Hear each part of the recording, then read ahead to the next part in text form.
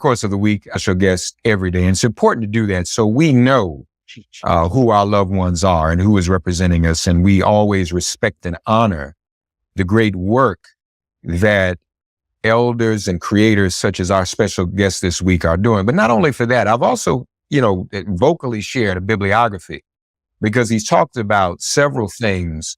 And even this holiday, Kwanzaa, is not in isolation. So we're sharing this information with you. And not only might you celebrate Kwanzaa this week, but throughout the year, enlighten yourselves, educate yourselves on some of the other works out here to read and to embrace and to understand. And we'll put this in writing too, and we'll show you where to find it so you can go and look at the bibliography yourself. The book that has been written about him definitively by Dr. Molefi Asante is entitled Maulana Karenga, an Intellectual Portrait. Our guest himself has published the following: essays on struggle, position, and analysis, Kawaida and questions of life and struggle, Ma'at, the moral ideal in ancient Egypt, a study in classical African ethics. He's quoted from some of these works during the course of the week. He's also written an introduction to Black studies, now in its 4th edition, the Husia, the sacred wisdom of ancient Egypt. Of course, he's alluded to that as well. And Oduifa, the ethical teachings. We also know he is working on another major work as we speak on the social and ethical philosophy of Malcolm X, El-Hajj Malik al-Shabazz, titled The Liberation Ethics of Malcolm X, Critical Consciousness, Moral Grounding, and Transformative Struggle. He is the chair of the organization US, the National Association of Kawaida Organizations, and executive director of the African American Cultural Center and the Kawaida Institute of Pan-African Studies, and also co-chair of the Black Community Clergy and Labor Alliance, BCCLA, professor and chair of the Department of Africana Studies at California State University, Long Beach. Oh, but he's here with us this week as the creator of our Pan-African cultural holiday, Kwanzaa, and the Nguzo Saba, which means the 7 principles. Our 5th principle for this week. Our principle for today is Nia. So we say Habari Gani to one another, and we respond to one another with the word Nia, which means purpose. Purpose, Nia, to make our collective vocation, building and developing of our community in order to restore our people to their traditional greatness. I feel restored already, having spoken to him all this week, and I hope you feel restored as well. We welcome back once again for this 5th day of Kwanzaa, Nia, purpose, Dr. Maulana Karenga. Dr. Karenga, Habari Gani. Nia, it's good to see you again. Asante Sana, Reverend Matsamela. It's always good to come on your program. Thank you again for all the good work you're doing. I know brothers and sisters out there, and all people of goodwill, all the progressive, must respect the work you've done to bring enlightenment.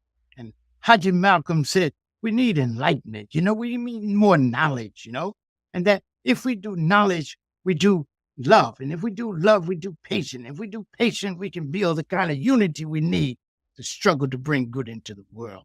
So that's what we need to always do, is to know each other in the fullest and most beautiful ways, and build on the richness of our minds and our hearts. And Nia is about mind and heart, right? The 5th principle is Nia, purpose.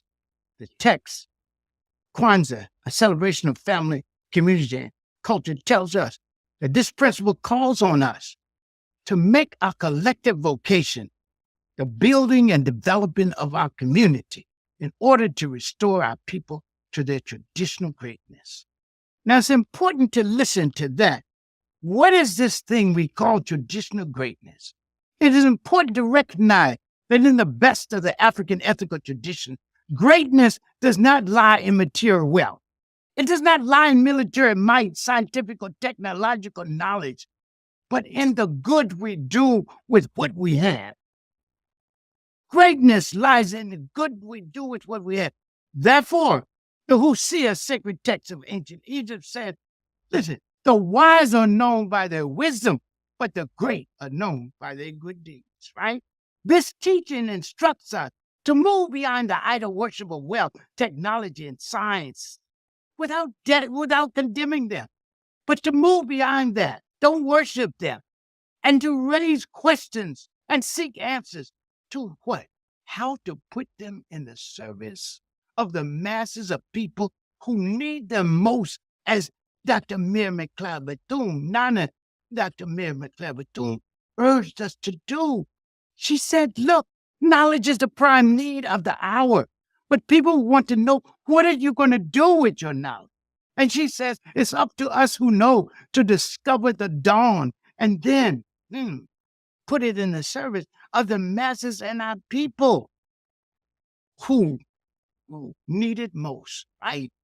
Our people need it. Our young people need it, right? Our ill people need it. Our ordinary people need it. They need this knowledge, and they need your service. In a word, we are compelled to ask in all we do, how does it benefit the world and the people in it who need it most? First, how does it benefit us as a people? How does it benefit society? How does it benefit the world? Right? So we got gadgets, but maybe the gadgets are distracted. Maybe being able to look up an answer keeps us from getting knowledge. We got information, but we miss knowledge. Maybe it teaches us not to think, but to just search, right? And look for ready-made answers. What does that do to the human mind? How is this kind of technology changing us? And who gets it? And how do we share it, right? Dr. Bethune said we have to share the knowledge we have. Knowledge, we say in Kawaida, my philosophy, which is an ongoing synthesis of the best of African sensitivity, thought, and practice in constant exchange to the world. It teaches that we must think deeply about what we're doing. That knowledge is not simply knowledge for knowledge's sake. Knowledge is for human sake, right? We want to know, how does it improve the human condition and help shape the human future? How does it do that? The teachings of the Husia parallel and reinforce the teachings of the other sacred texts we use. Odu Ifa, that says, let's do things with joy, for surely humans have been divinely chosen to bring good in the world. And this is the fundamental mission and meaning of human life. So let us do good in the world and for the world. Let us be exalted by the good we do, the good heaven and history have chosen us to do. We are chosen by history and heaven to do good in the world.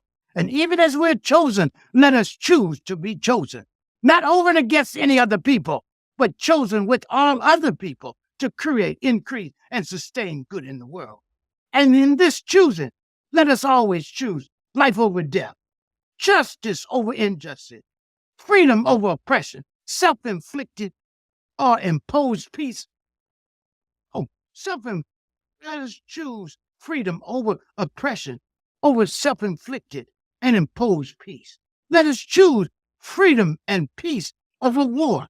Let us choose love over hatred. Let us choose truth over lies in any form. And let us choose sisterhood and brotherhood and love and friendship over the tendency to just hate excellence and to hate difference and to fear it as our oppressor does. Our oppressor cannot be our teacher, and our allies, if they're wrong, cannot be our tutor. We must speak our own special culture truth. We must dig deep in our own history, practice Kujichagulia, and have a purpose that is good for us and the world, a purpose dedicated to African and human good and the well-being of the world. In this, then, lies a mirror meaning of our lives, to choose to do and to do good in the world, and to do it not only for ourselves, but again, for all the people of the world. For the Odu tells us that when it is our turn to take responsibility for the world, we should do good for the world. And indeed, it says, doing good worldwide is the best expression of character. Is that a beautiful teaching or not? Doing good worldwide is the best expression of character. For surely everyone deserves and has a right to the good and goods of and in the world. Let's share the good. All great good is shared good. Our purpose is to bring good into the world and not let any good be lost. that returns our people to their traditional greatness.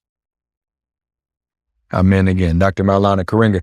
Folks, I just want to lift up one, he said a lot. I want to lift up one thing. He talked about information versus knowledge. Mhm. And we know how our people are more targeted for disinformation. Yes. Than another group. And what I hear from that is that we can't be victims of disinformation if we have knowledge. We can be victims of disinformation if we have knowledge, sisters and brothers. So just keep that in mind. These are just jewels for you to take every day, for you to think and think deeply about them, as he said. Don't just be a spectator, but listen to the words Dr. Karenga has been sharing us with this week. Share them with your families and your loved ones and think deeply about them and reflect on them. And then, please, the bibliography, the books you should, people are, what can I read? We've been sharing that with you all week and we'll continue to do so. We'll be back tomorrow for the 6th day of Kwanzaa. Asante sana, Dr. Karenga. Asante tu sana.